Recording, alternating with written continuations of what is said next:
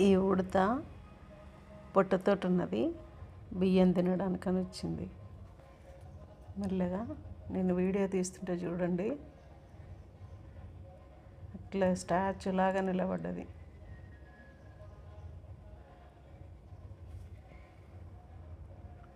మళ్ళీ వెనక్కి తిరిగింది.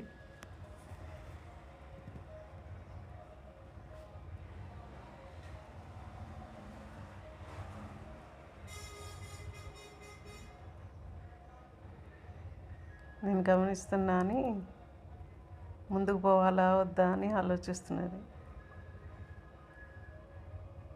అదో చూడండి ఎట్లా చూస్తున్నది. నేను వీడియో తీస్తుంటే మళ్ళీ పోయింది ముందుకు.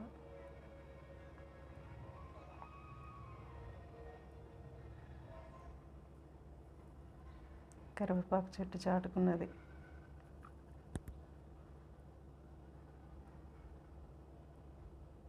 మెల్లగా వస్తున్నది.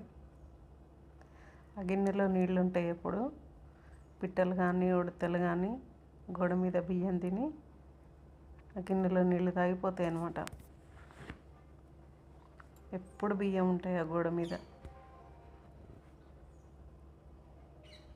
ఇంతకుముందు కూడా నేను వీడియోలు పెట్టిన.